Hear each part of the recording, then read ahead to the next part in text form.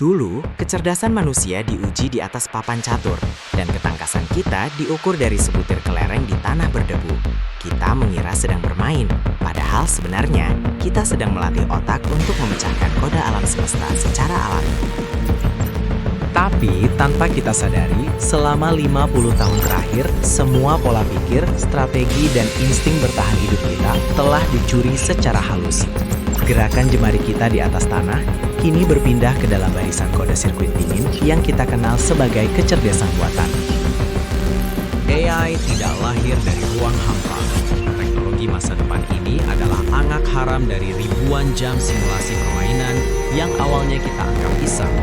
Dari papan kayu hingga algoritma yang mulai belajar cara mengontrol pilihan hidup kita hari ini.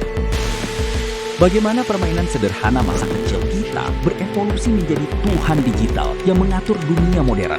Mari kita bongkar sejarah rahasia di balik lahirnya AI yang berawal dari sebuah game.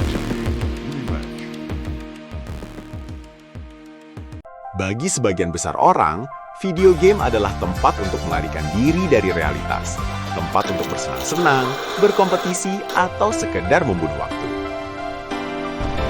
Tapi bagi para ilmuwan komputer tercerdik di dunia, video game adalah hal yang jauh lebih sakral. Game adalah rahim tempat lahirnya intelijensi artifisial.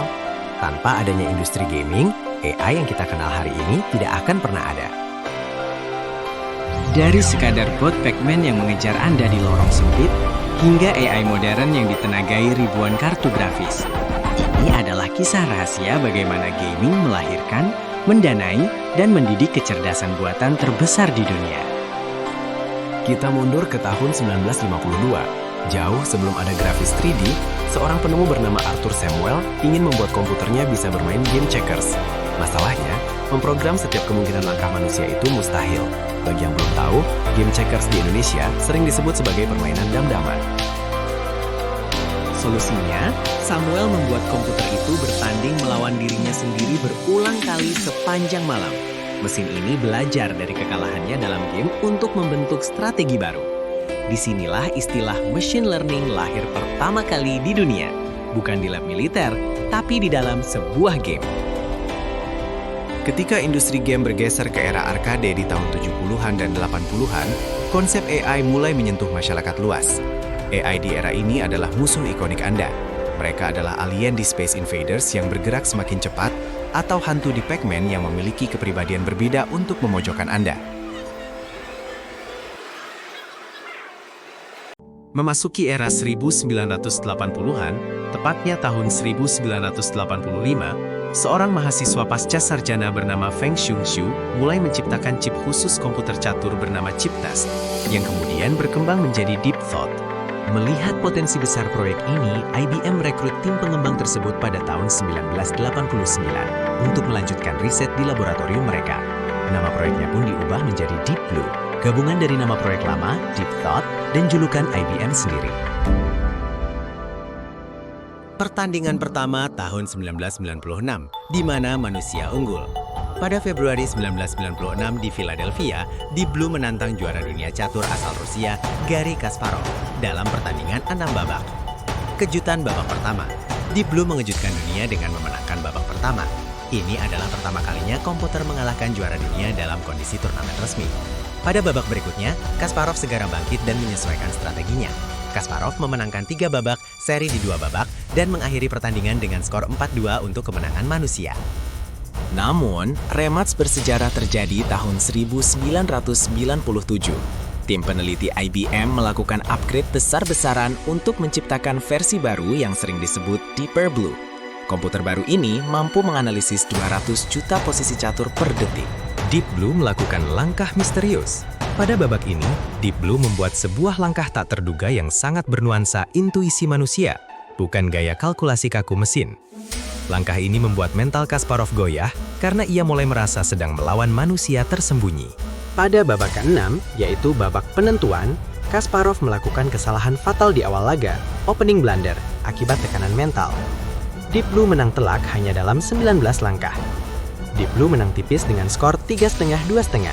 2 kali menang, 1 kali kalah, 3 kali remis atau seri.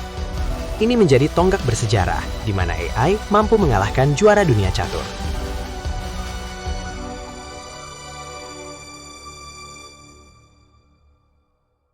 Di era 1990-an, kecerdasan buatan, artificial intelligence, pada game strategi mengalami lompatan revolusioner dari sekedar pola gerak berpola tetap menjadi sistem pengambilan keputusan yang kompleks dan adaptif. Evolusi perilaku AI meningkat dalam manajemen ekonomi dinamis. Seperti AI tidak lagi diberi sumber daya tak terbatas secara curang, melainkan harus memetakan rute pengumpulan bahan mentah secara efisien seperti pemain manusia. Perencanaan pembangunan berbasis kondisi, seperti pangkalan militer dibangun secara bertahap, menyesuaikan ancaman atau kebutuhan unit tempur di lini depan. Logika taktis dan formasi meliputi unit militer tidak lagi menyerang secara asal, melainkan mulai mengenal formasi bertahan, menyerang balik saat terdesak, hingga memanggil bala bantuan. Lalu, lahirlah era keemasan game tembak-menembak atau first-person shooter.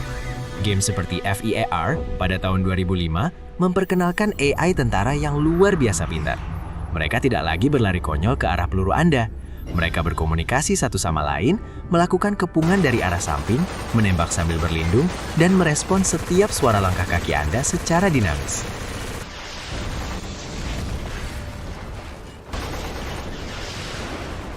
Pada titik ini, para developer game berhasil menciptakan ilusi kehidupan. Karakter non-pemain atau NPC tidak lagi terasa seperti barisan kode mati, melainkan entitas digital yang memiliki insting bertahan hidup di arena pertempuran.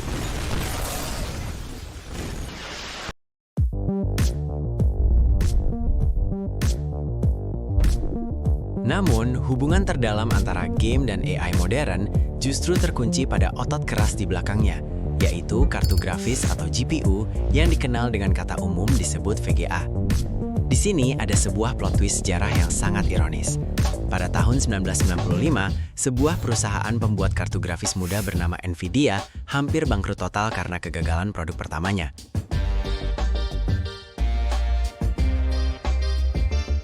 Sang CEO Jensen Huang terbang ke Jepang untuk menemui raksasa game Sega. Melihat kejujuran dan potensi Jensen, Sega mengambil keputusan gila dengan menyuntikkan dana investasi sebesar $5 juta. Dana dari perusahaan game Jepang inilah yang menyelamatkan Nvidia dari kematian, memberi mereka nafas untuk menyempurnakan kartu grafis demi memuaskan hasrat para gamer dunia. Demi merender visual game yang menuntut detail semakin realistis, Nvidia terus berinovasi. Hingga pada tahun 2006, mereka merilis CUDA, sebuah arsitektur sistem yang memungkinkan kartu grafis game digunakan untuk menghitung rumus matematika murni. Tanpa disengaja, Nvidia baru saja menciptakan penerjemah paling sempurna untuk otak kecerdasan buatan.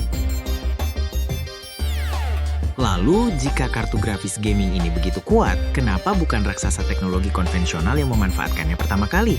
Karena pada era itu, dunia terlalu terpaku pada prosesor komputer biasa, atau CPU. Hingga pada tahun 2012, di sebuah laboratorium universitas di Kanada, momen revolusi sesungguhnya pun tiba. Profesor Jeffrey Hinton dan muridnya Alex Krzyzewski menyadari bahwa algoritma AI berjenis deep learning membutuhkan kalkulasi jutaan data secara bersamaan.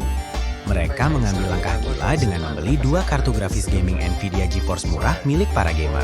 Eksperimen bernama AlexNet ini berhasil menghancurkan semua rekor AI berbasis CPU di dunia.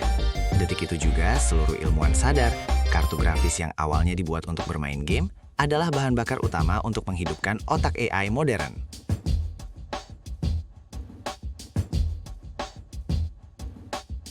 Hari ini siklus itu telah berputar penuh secara sempurna. Game melahirkan AI melalui tuntutan grafis dan evolusi logikanya. Dan kini AI modern kembali masuk ke dalam game untuk menciptakan dunia yang belum pernah kita bayangkan sebelumnya. Di masa depan, NPC tidak lagi memiliki naskah kaku. Mereka akan memiliki emosi sejati, ingatan panjang, dan hidup mandiri di dunia digital mereka sendiri. Maka, saat Anda menyalakan konsol atau PC Anda malam ini, ingatlah satu hal. Anda tidak sedang sekedar memainkan sebuah permainan. Anda sedang melangkah masuk ke dalam rahim teknologi yang sedang mengubah masa depan peradaban manusia. Jangan lupa klik lonceng dan like video ini. Terima kasih telah menonton. Keep gaming. Saya Zona Gamer pamit undur diri. Wassalamualaikum warahmatullahi wabarakatuh.